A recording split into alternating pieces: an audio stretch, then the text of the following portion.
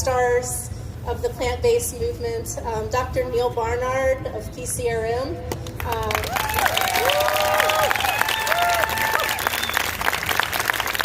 Over 20 books. He runs a So y'all don't want to hear me, you want to hear him, so I'm going to turn it over. Thank you so much, Gwen. Gwen Whitaker.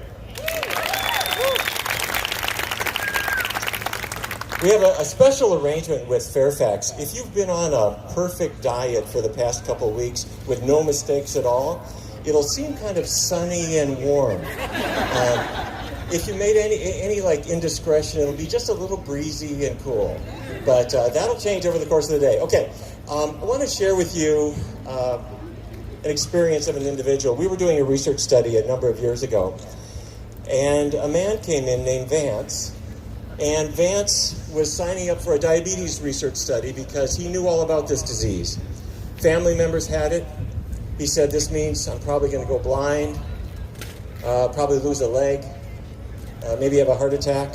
The average person with diabetes dies 15 years before their friends. And he came in because this was a vegan diet research study where he was going to adopt that diet to see what would happen to his diabetes. And amazingly, about 3 weeks into the diet, he said, this is really easy.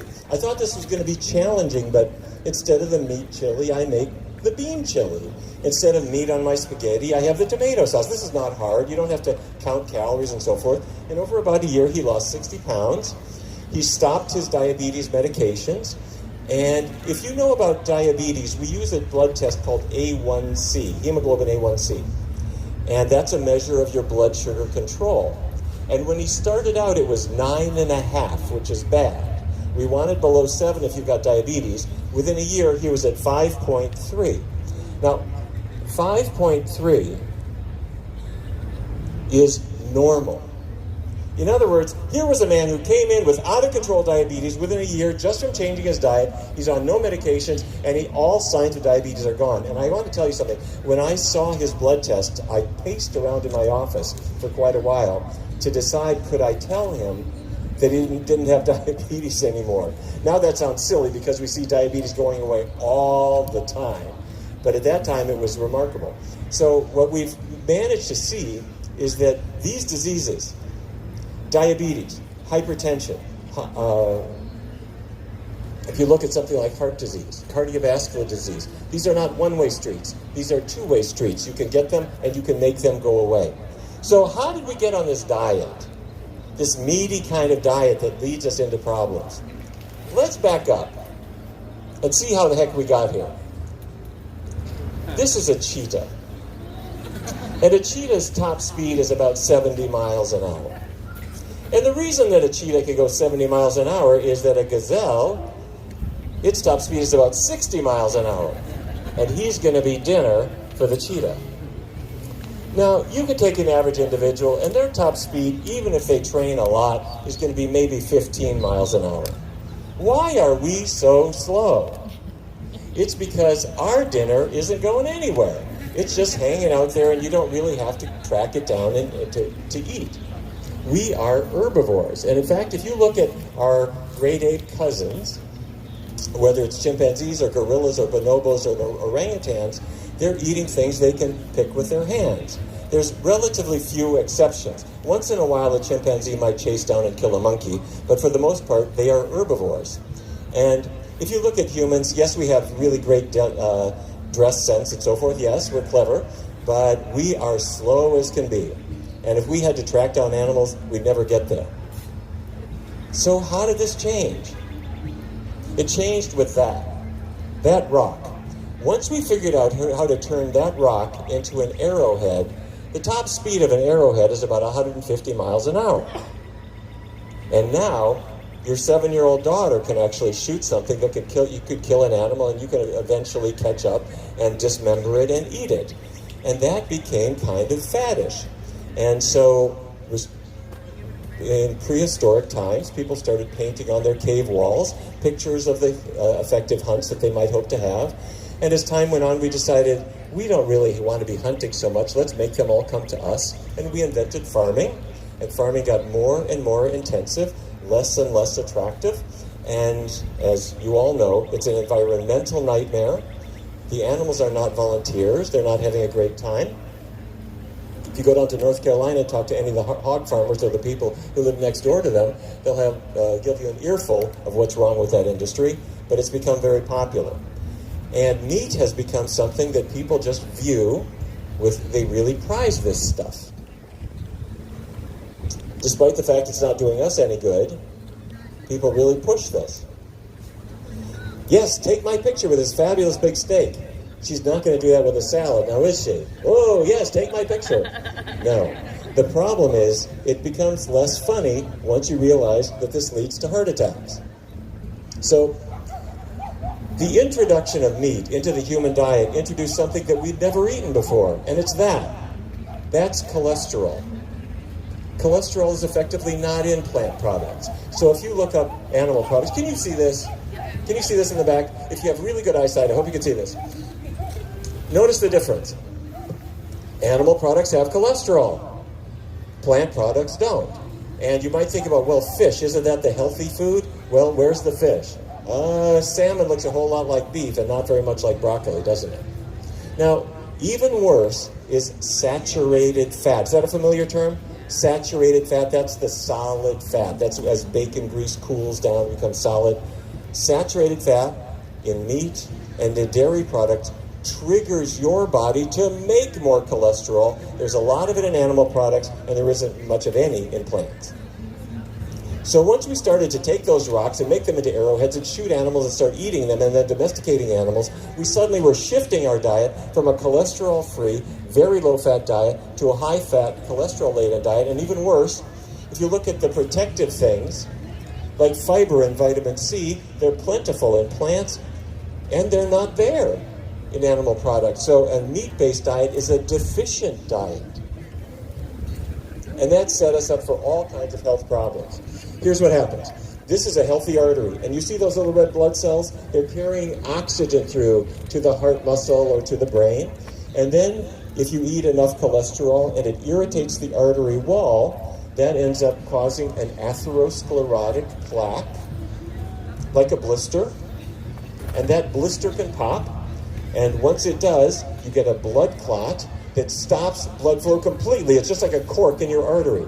And there's no blood flow downstream, and if that's your heart, that's a myocardial infarction, a heart attack. If that's your brain, it's a stroke. For decades, that the higher your cholesterol level, the higher your risk of dying of heart disease. So this will be on the test. You see that white stuff in there? That's fat. That's the saturated fat that raises your cholesterol, but the cholesterol itself is in the lean portion for the most part. You could trim away the fat, you could take the skin off your chicken. The cholesterol itself is mainly in the lean portion. So there's my stroke. My carotid arteries are clogged off. But the first place that atherosclerosis occurs is not in the heart, it's not in the brain, it's in the lower back. The heart gives off the aorta, and the aorta rises, and then it does a U-turn. It goes down in front of your spine, giving off arteries to each vertebral segment. And the very first place where atherosclerosis starts is in that lower part of your aorta, right as it goes down by your lower back. And here's why that matters. Your spine needs blood flow. These are vertebrae. You know, your vertebrae are the bony parts of your spine, one on top of the other, and in between them are these little leathery cushions we call discs. And at the top, you see a healthy disc, and as you go down, you see a disc that's degenerating and bulging, and just like a pillow whose stuffings are coming out, the inside of the disc pushes out, it hits a nerve, and the pain goes all the way down your leg. We call that sciatica. But it didn't start with getting rear-ended in your Toyota. It started with a lack of blood supply. Because our ancestors took rocks and they made them into arrowheads, and they found that they could kill animals and like it, and then they decided to domesticate them and slaughter them and make meat a daily part of our routine. The cholesterol particles irritated the arteries in the lower back, in the aorta, paving over the lumbar arteries so that we got no blood supply to the lower back and we couldn't heal anymore. And we thought this is just old age or bad luck. It came from a wrong term on the culinary freeway. Okay, so there's one other part of the human body that needs blood flow. You will see commercials, as Eric was mentioning, for things like this. When a guy walks into the doctor's office and he says, "Hey doc, I'm having problems with my nature." Nature's kind of a funny word for that, isn't it? But what he means is the male's sexual anatomy is a hydraulic system that requires good blood supply to work properly. You know what I mean? And the penile arteries are very, very tiny, and they clog off before the coronary arteries do too. So if a man writes a Viagra prescription, if a doctor writes a prescription of this for a man and sends him out the door, he ought to make sure his malpractice is paid up. Because what he should do is walk him back in and say, "I could give you Viagra. That will widen your arteries momentarily. But you have atherosclerosis not only in your private parts causing impotence, you've got it in your heart leading to a heart attack, you've got it in the arteries to your brain, and your chances of a heart attack or stroke within the next 3 to 4 years are very high. So Viagra will deal with it for a couple of hours. You need to change your diet." And when we do that in research studies, erectile dysfunction often goes away along with everything else. Is this making sense? Okay, very good. So let me talk a little bit about diabetes and what happens with this. Many people think I got diabetes from eating sugar or having too many sodas. That is not the cause of diabetes. Now, I don't mean to say that soda is healthy. It's not. Even if it's Dr. Pepper, it's not health food. However, here's how you got diabetes. Let me walk you through this. Your doctor may not know this. This is a muscle cell. And the reason I'm showing you a muscle cell is that muscles are where sugar is trying to go. If you have sugar in your bloodstream, you got blood glucose, it's trying to get into that muscle cell to power it so that you can move. So here's the glucose. It's those little red dots on the left. And to get inside the muscle cell, you need insulin. Insulin is a hormone that acts like a key. And like a key in a lock, the insulin key attaches to those red receptors. And once it does, here's the magic. The insulin attaches to that receptor and it signals the glucose to come into the cell. Do you see it? If you have type 2 diabetes, you've got insulin, you've got the receptor, that's all normal. What is not normal is that arrow. That's not happening. The insulin signaling is not happening.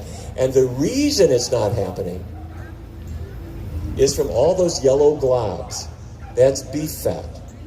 That's chicken fat.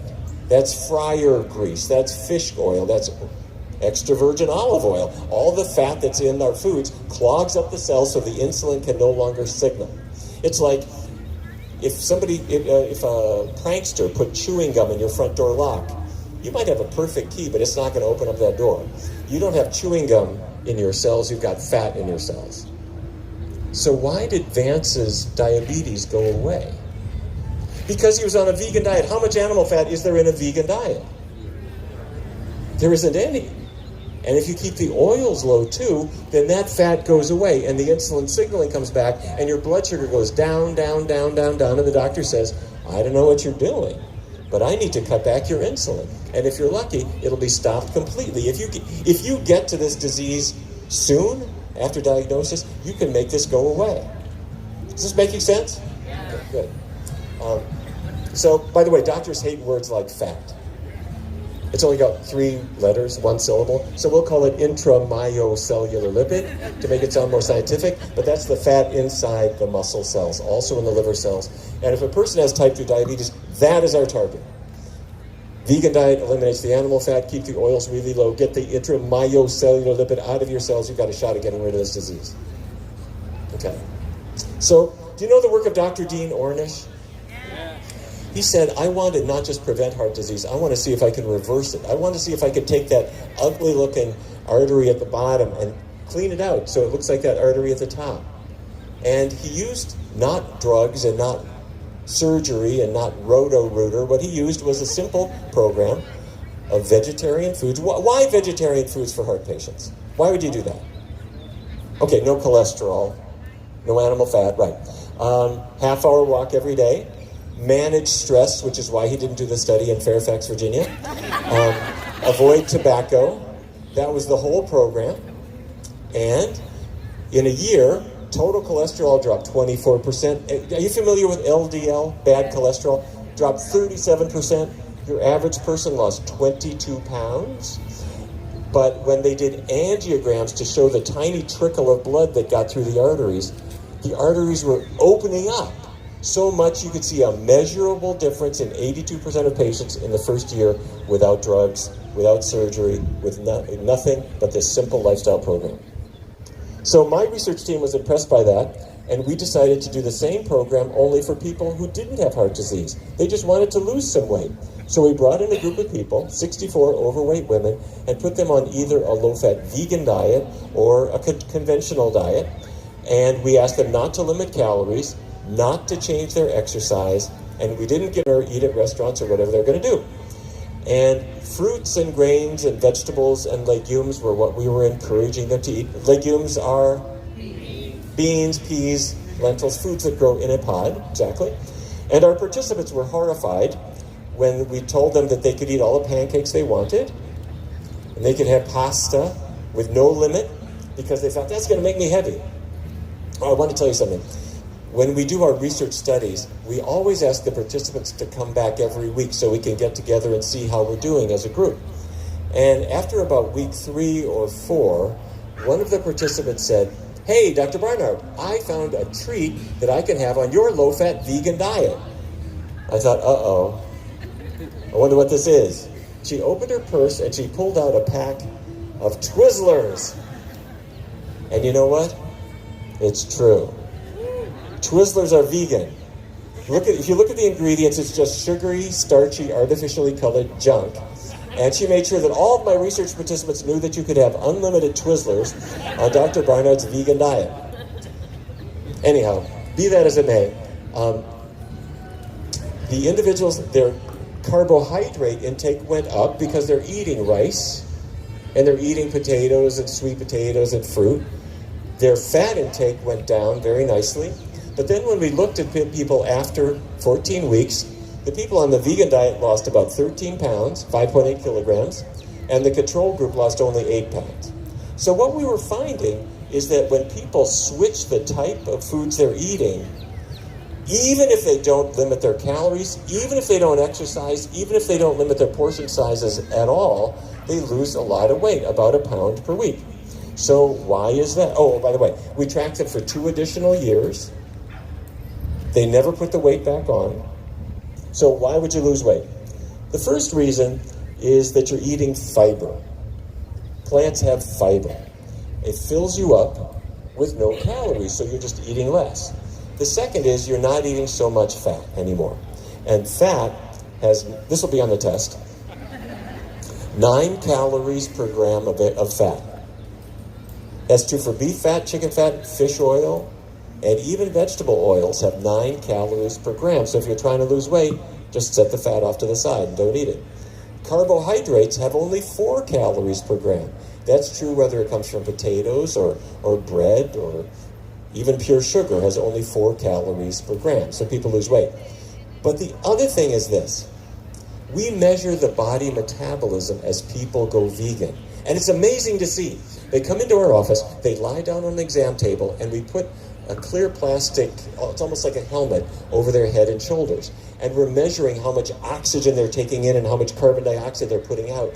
And that will show us how fast they're burning calories, minute by minute by minute. And it's slow. They just got out of bed. They're not burning calories. But then we give them breakfast. And after we give them breakfast, they start burning calories faster for about 3 or 4 hours. Now, they go vegan. And after having been on a completely plant-based diet for about 3 months, they're burning calories faster. Not a lot faster, but about 16% faster than they were before. So why does a plant-based diet cause people to lose weight? Number one, you're just not eating so many calories. With all that fiber and without all that fat, you're just not eating that many calories, even though you think you're eating a lot. The second thing is your metabolism is more like it was when you were 16 years old. And you've got the best metabolism on the block. I don't care if you're 45 or 55 or 65 or 75 and you just look at food and you start gaining weight, you could get your metabolism in better shape with a plant-based diet. Make sense? Okay. So This fits with data that we've seen from large observational studies in groups of Seventh-day Adventists who have been studied by scientists because they are very health conscious. When you compare, this was the Adventist Health Study 2. The red bar here is meat eaters. The orange bar is semi-vegetarian. They're eating meat but less than once a week. The tan bar is pesco-vegetarian, pesco meaning fish but no other meat. And then the green bar is the ovo-lacto-vegetarians. They're eating milk or eggs but not meat. And then that blue bar over there on the right, I often have to tell my patients that a vegan is not a person from the planet Vegas. It just means you don't eat animal products. And what you're looking at is their body mass index, their body weight effectively. And the more you go to a plant-based diet, the skinnier people tend to be. But this was published by the American Diabetes Association because they wanted to look at diabetes. And it's dramatic. The meat eaters have the most, the vegans have the least by far. So the National Institutes of Health funded my team to test this diet for type 2 diabetes. And we brought in a group of people and gave them either a plant-based diet or a conventional diabetes diet. And as time went on, the fat started coming out of their cells. Their cells started being able to take in the sugar out of their bloodstream. And this was the diet. No animal products, keep oils low, and follow low glycemic index foods. You know what that is. White bread is high glycemic index. It raises your blood sugar. Rye bread is more gentle on your blood sugar. So it's not low carb. We're just choosing the healthiest carbohydrates. So hemoglobin A1C is what we track, as I mentioned earlier, for people who have diabetes. And in the red line, this is the control group following a conventional diet. They did well. They dropped about 0.4. The blue line is the vegan diet. They dropped 3 times more, a 1.2 average drop in their A1C value. If you've got a pill that will do that, that is a great pill. Okay. Researchers in Yale University brought in a group of people who were young and healthy and they didn't have diabetes. And they found something intriguing. They gave them a glucose tolerance test. You give them about 75 grams of glucose and then you track their blood sugar over the next couple of hours. And some of them turned out to be insulin sensitive, meaning their insulin was working fine, and some were insulin resistant, meaning their insulin was not signaling. Then they brought them in to the study. Some of them were insulin sensitive, they were normal. Some were insulin resistant. They were all young. They were in their late 20s. If you looked at their weight, 132 pounds, 141 pounds, these are skinny people. And if you look at their A1C, they don't have diabetes, they're perfectly healthy. But now, we're going to stick them in a magnet. Anybody ever have an MRI? This is an MRI machine, and we're going to do a technique called MR spectroscopy that looks inside your muscles to measure how much fat is inside them. And we look in your liver and we do the same thing. And here's what we found. This is the amount of fat in the healthy controls, and this is the amount of fat in the individuals who were insulin resistant. Now, each dot is a person, but you could see a clear difference. And it was effectively are the burners in the cells that need to burn that sugar up. Here's the point. These people were young. They were in their late 20s. They didn't have diabetes. They were healthy. They were thin. But they already had fat accumulating in their muscles. It was interfering with their metabolism. And 15 years later or 20 years later, they would have their type 2 diabetes diagnosis. And their doctor would say, I think you must have been drinking too much soda. Or maybe it was bread. They had no idea that this is a disease process that has been working on them since they've been eating meat and cheese and greasy foods since they were kids. And it's a foregone conclusion that they're going to get this disease unless they make a change. And yes, soda and bread, they will contribute sugar to the bloodstream, but that's not what caused the disease. Does this make sense? We are never going to tackle this disease unless we know what the cause is. And it is no good for my colleagues at Yale to publish findings like this in the New England Journal of Medicine if we're not going to read it. And if doctors aren't going to put it to work. And if all they're going to do is hand you one more prescription after another, after another, after another, all they're doing is keeping themselves in business. I want to put the medical profession out of business if I could do that. So, fruits, grains, legumes, vegetables, those are the healthy foods. But those of you who are vegetarian or vegan, are you tired of this question? Where do you get your protein? Let me just walk you through the numbers just real quick, if you don't mind. If you look at the U.S. government, they will say, okay, there is a recommended dietary allowance, and if you are in America, you need about 0.4 grams per pound of body weight. If you are in a metric country, it's 0.8 per kilogram. And for a woman, that's 46 grams of protein a day. That's what you need. If you're a man, we'll say 56. Can I get 46 or 56 grams of protein from food? Well, I don't know. When I was a kid growing up in Fargo, North Dakota, we thought the meat was where the protein was. The vegetables, that's where the vitamins were. And the starchy foods, that's where, I guess those were for calories. And if you took away the meat, where do you get your protein? Well, what if I was going to eat only vegetables? In fact, let's say I eat 2,000 calories a day. But all I'm going to eat today is broccoli. That's it, just broccoli, 2,000 calories worth of broccoli. If I do that, it turns out I would get 146 grams of pure protein. Tomorrow, I'm going to do the same thing, but it's just lentils. Only lentils, 2,000 calories worth. I'm getting 157 grams of pure protein. Now, hopefully you're not eating just lentils or just broccoli, but you get the idea. If you're eating foods from plants, they've all got protein. They've got a lot of it, and they all sort of add up. So you've got to be trying not to get plenty of protein on a completely plant-based diet, which is why a cow or a bull or a stallion or an elephant or a giraffe, all vegan animals, have rippling muscles, and nobody asks them, where do you get your protein? Plant foods have enormous amounts of it. Okay, calcium. Where do people get calcium? From milk, right? Listen, cows don't make calcium. Calcium is an element. It's in the earth. It's a mineral. And it gets into the roots of grass, and then the cow eats the grass, and some of the calcium ends up in the cow's milk. And you can absorb about 32% of it. If instead you do what nature thought you were going to do, which is to eat the green vegetables directly, hopefully not grass, you would get calcium from its intended source.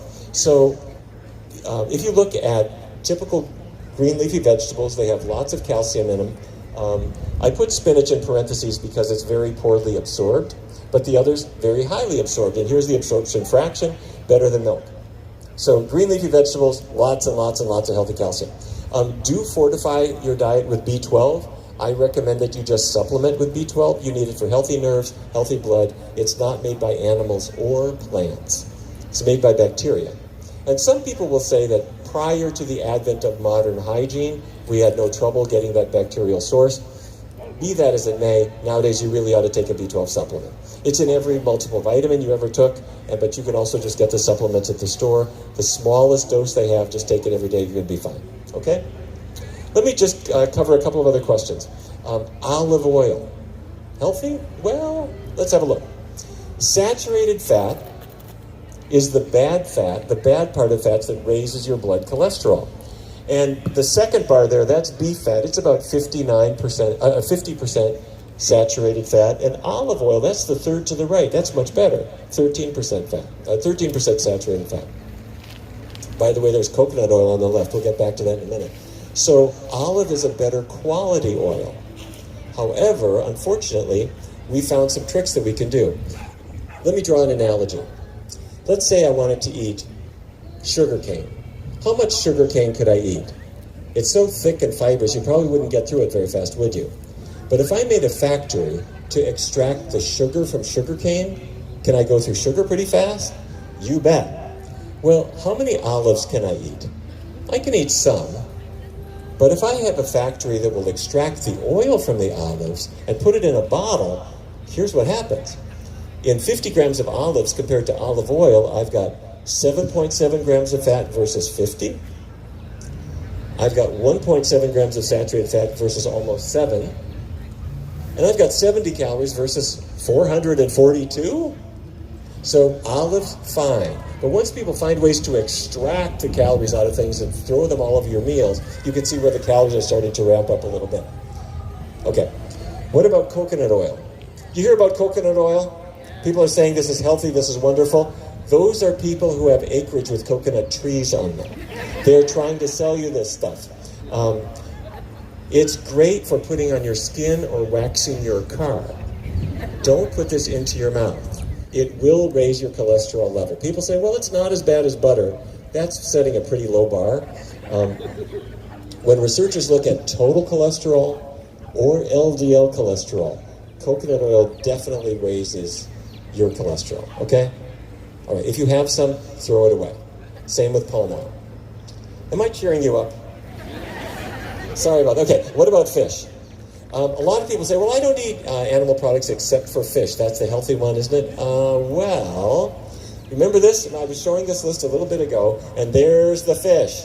Look at that. It's got cholesterol. It's got saturated fat. It doesn't look anything like vegetables or grains or anything like that. It looks like meat because it is meat. Okay. All right. What about soy? Heard anything about soy? Have you heard maybe there's a risk of soy products? What did you hear? Oh, because it's got hormones. All right.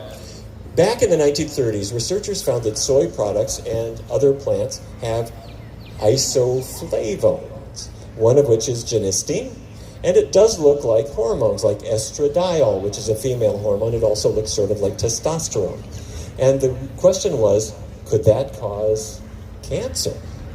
After all, if I'm taking estradiol, my cancer risk would rise if I'm a woman. And so to this day, there are a lot of people who are doctors, in fact, sometimes say, I wouldn't have soy because, or they're telling women who have had breast cancer to avoid soy products. Well, let's look at the science. In 2008, there was a meta-analysis where they combined the results of 8 prior studies. And what they found was that those women with a high soy intake had 29% less risk of developing cancer compared to those who avoided soy. So somehow soy is preventing cancer. And then in 2014, there was another study. They combined the results of 35 prior studies, and now it was a 41% reduced risk from the groups eating the most soy. So again, it seemed to be protective. And then researchers looked at 3 different studies of women who had had cancer in the past, and it turned out that those who ate the most soy were the least likely to have their cancer recur. The more soy they ate, the more likely they were to stay cancer-free in the future. And then more recently, 5 studies were combined.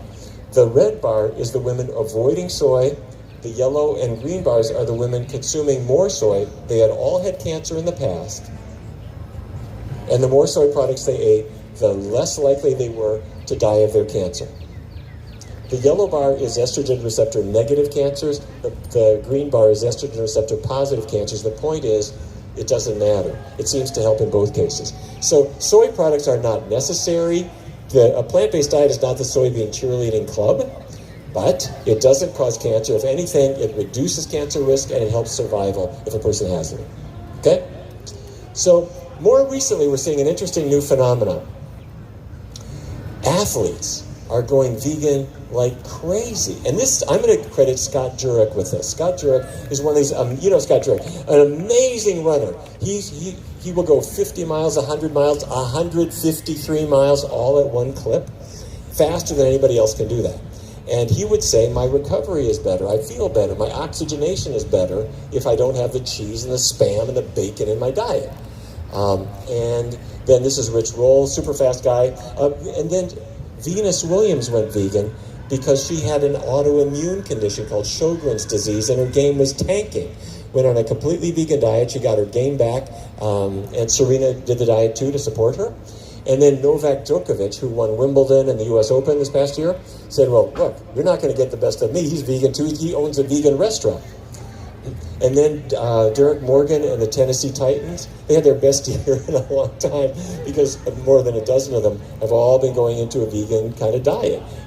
You want to be big, but you don't want it to be flat. You want it to be muscle. And Formula One, I don't know if any of you got up at 2 o'clock this morning to watch the Grand Prix of China, but that's the winner, Lewis Hamilton. Last year, he won his 5th World Championship. The year before that, he won his 4th. Vegan, very strongly promoting it, and they'll say this doesn't hurt my reaction time at all to get all that junk out of my diet. So, and then the world's strongest man, Patrick Raboumian, My favorite is Jonas von Essen, the World Memory Championship. These are the guys who can memorize a pack of cards in 30 seconds. Jonas von Essen, after he won this the second time, they said, Jonas, what are you going to do now? He said, well, where's the nearest vegan restaurant? It doesn't help your mentation to have a lot of grease and junk in your diet. And then perhaps my favorite, Albert Einstein wrote, it's my view that the vegetarian manner of living, by its purely physical effect on the human temperament, would most beneficially influence the lot of mankind. So I am living without fats, without meat, without fish. But I'm feeling quite well this way. It always seems to me that man was not born to be a carnivore. And look what it did for him. Try this. Okay, so by now it's really logical that a person should get rid of the animal products and follow a plant-based diet. It's better in every possible way, but I'm sorry to break this to you. Logic plays almost no role in human decision-making. If you're planning your breakfast, you think, okay, how many grams of beta-carotene do I need? How much? No, none of that. You think, what did I see on TV? Maybe there's a new product that's out, or what's my culture? What are my family? What are my friends eat? That's what makes our decisions. Or there might be a role for wishful thinking or money or addictions, but it's not logic. That's not what influences our behavior. And is this not true? You're talking to a friend, and you're giving them a good logical discourse, and you're creating an idea in their brain about going vegan. And that idea takes root in the ideatron. The doctors in the audience will know what I'm talking about. The ideatron triggers an idea, and there it is in your head. This would be good for my health. It would be good for the environment, and maybe animals too. But as soon as that happens, then the famiglia is irritated by this idea, and that triggers the don't-do-it-tary gland to release endorphins. The endorphins snuff out the idea, and soon your friend turns to you with an earnest look and says, but where do you get your protein? Here's how you start a healthful diet. It does not require logic. We've worked with thousands of people in research studies and in our clinic. And the way we started is, step one, don't take anything out of your diet. Just take a week and try some new foods. You're going to take a piece of paper and write breakfast, lunch, dinner, snack, and take 7 days and fill it up with things you might like to eat. For example, for breakfast, I might have cornflakes with almond milk instead of cow's milk. Or I might top my pasta for dinner with a tomato sauce or an arrabbiata sauce or something like that. So that'll take me 7 days. And then, after you've got your list, take 3 weeks and do it all vegan all the time. You don't have to believe in it any more than you have to believe in penicillin if you've got an infection. You just have to swallow it. So you try it, and after 3 weeks, what you discover is 2 things happen. One is you are a lot healthier. You're losing weight, your blood sugar is coming down, your energy is better, your digestion is better. But the second thing is your tastes are changing too. You didn't anticipate that, but foods are starting to taste really pretty good, and the things you thought you couldn't live without, you just don't care anymore. And if you're eating out at restaurants, think international. What I mean is think international is you go to an Italian place. They start with a salad, they'll make you a nice bowl of pasta e fagioli or lentil soup or minestrone, and then they'll top your pasta with a nice tomato sauce or artichoke hearts or grilled mushrooms or whatever the case may be. Or Latin American, the bean burrito, the beans and rice, the fajitas. They've got lots of stuff for you. Or, of course, Chinese. They've got rice dishes and vegetable dishes and tofu dishes. And every Japanese restaurant is more than happy to throw out all the fish and make you a cucumber roll, asparagus roll, a sweet potato roll with delicate salads, and extra points for Japanese because they're really light on the oil for almost all their dishes. And the Subway, will they make me a vegan sub? Absolutely. They're glad to do it with lettuce and tomatoes and cucumbers and spinach and red wine vinegar, and they'll toast it and they'll call it Veggie Delight. And now Taco Bell is not the pinnacle of culinary art, but they're more than happy to make you a bean burrito and hold the cheese.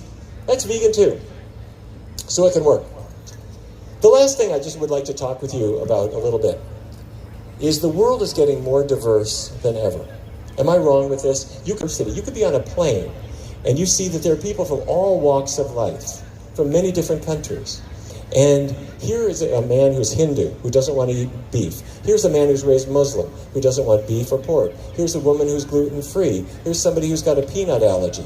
And you get on that plane, and there might not be anything for you.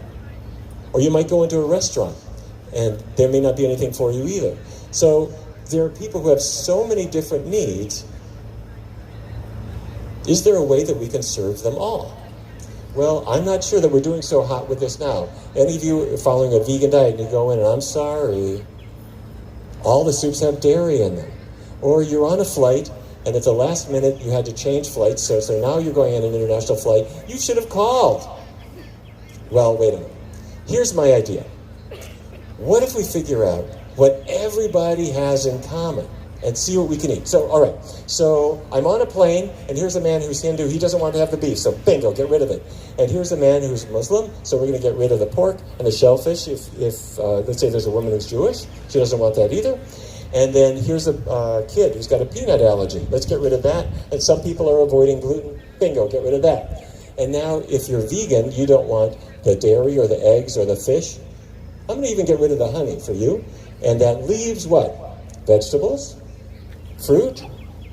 I guess I can have my legumes and non-gluten grains. And what would that look like? Well, we worked with Spork Foods in California, and we came up with golden waffles. We topped with blueberries and a beautiful sweet potato hash and a wonderful lentil soup that could be served in my restaurant or in my university setting. And here's my tortilla soup. And here's a glass noodle salad. Here's my arancini balls, a wonderful Mediterranean tradition, served in my restaurant. But no, I'm Delta Airlines. I want to serve this to all the people on my plane. I just need to put it in a smaller box. There it is. This'll work. Okay, and there's my veggie burgers for an airline, and there it is in a restaurant. Is this a good idea? It's cool. Think what you can do. There's my salads. You could make so many things, including desserts. It would be the easiest thing. You could even not have to say, don't you have any non-dairy creamer for my coffee? Because they would always have non-dairy creamer. This would solve so many problems. Oh, and you know what? If you're my biggest fans with this are the flight attendants. Because they are so tired of getting reamed up because the caterers didn't provide anything for them to serve. If instead of, do you want the beef or the chicken? Do you want the beef or the chicken? Do you want the beef or the chicken? It could be, do you want the beef or whatever our universal meal may be? Because everybody's going to love that. It'll be delicious, it'll be tasty, and nobody will be upset. You know, we need to find ways to set aside our differences and break bread together. Okay, so let me just finish. When you get home, your friends are going to say, I just went to this lecture. Or you're going to tell them that you went to this lecture, and your friends are going to say, but that's ridiculous. Vegan diet? Human beings are carnivores. We've always been carnivores. And you know, it is true that you will see these paintings on the cave walls that suggest that people were hunting at some point. But if you look more broadly, our cousins really have been herbivores. And if you don't believe it, I have 3 scientific tests to prove that we really are naturally herbivores. The first test is the dental test. Do you know the dental test? What you do is you wait for your cat to yawn. Those razor blades in the cat's mouth are there to dismember prey. So they can rip the hide off of a mouse or a squirrel, and then they can rip the muscles tissue off the skeleton and eat it. Stumble into your bathroom, turn on the light, and look in the mirror, and what you discover is that your canine teeth are no longer than your incisors, and that change occurred at least 3.5 million years ago. The next test is the bunny test. Do you know the bunny test? You take a bunny. Here's our bunny. And you put the bunny in front of your cat. And your cat is only 8 months old and has never seen a bunny.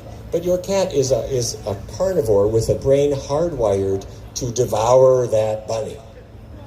You put the very same bunny in front of your baby or toddler, and your toddler will say, bunny! Not in a million years is he going to want to eat him. And is this not true? If a cat's walking down the sidewalk and sees an injured bird, broken wing, flopping around, that carnivore brain in the cat's head isn't going to say, how tragic. The cat is going to say, how propitious. Food has come to me. I will have my dinner right now. But you can be the most hard-hearted person. You could be a lobbyist. If you see a bird with a broken wing, you don't think, a little bread and mayo would make my dinner. No, it kind of hurts you. It kind of breaks your heart. You got an herbivorous brain saying, I don't really like that, right? Okay, so the third test is the box test. Do you know the box test? No? You take a box. The box had electronics in it, like a laptop or an iPhone or something. And in the bottom of the box is something special. It's called silica gel. And the makers of silica gel are very wise. They write 3 words on every single packet. Do not eat. What does this tell us? Human beings are naturally herbivores. But we put any darn thing in our mouths unless you specifically write on it, do not eat. That's just the way we are. So, now this is a carnivore. That carnivore has a big, very large nose. And that nose is there to track prey. You know about this, dogs can track where prey has been. And that's why they work in airports. Because their nose is so sensitive, they can detect drugs and explosives, and even bananas that I swear to God I forgot was in my suitcase when I came back from Costa Rica. And their ears can hear prey in the distance. You know, they have high frequency hearing. They can hear those little whistles that you and I can't hear. They're carnivores. They are outfitted for it. Human beings have cute noses and cute ears, but we can't hear a damn thing if it's really far away, and we really, luckily, can't smell prey. And we just, and that's okay, because you don't have to sneak up on a strawberry. It's fine. Okay? You're an herbivore. So I asked Richard Leakey, the famous paleoanthropologist, how did people become carnivores? And Richard Leakey looked at me and he said, we're not carnivores. We have never been carnivores. We became able to eat carnivorous diets once we took rocks and turned them into arrowheads and knives, and then we were able to eat like carnivores. So, but we never were. We never should be. So let me suggest that you take advantage, if you'd like, of some of our resources. We have our 21-day vegan Kickstart program. Any of you ever done this? It's in English, and in Spanish, and in Mandarin. It's on your iPhone, by the way. It's on your iPhone and your Android as a free download. 600,000 people have done it. And if you're a caregiver, a doctor, nurse, dietitian, give this to your patients. It's free. We're not selling anything. You could download the nutrition guide for clinicians. This is designed to have this as a free download. It's got 90 different diseases, how you diagnose them, and what food does. We have Nutrition CME for doctors and dietitians and nurses. It's all free, a Nutrition CME. And just when Washington, D.C. is at its most sweltering in late July, we have the International Conference on Nutrition Medicine. We'd love to have you join us.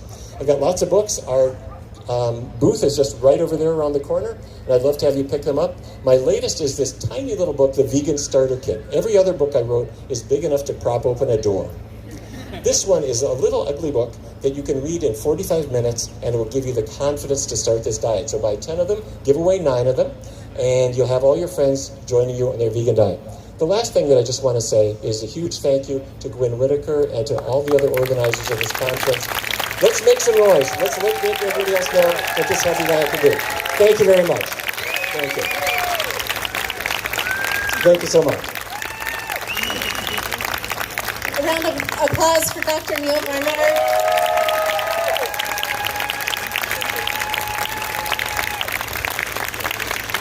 How many lives he's changed. Tireless work. So we have an exciting speaker coming up next who's also from PCRM.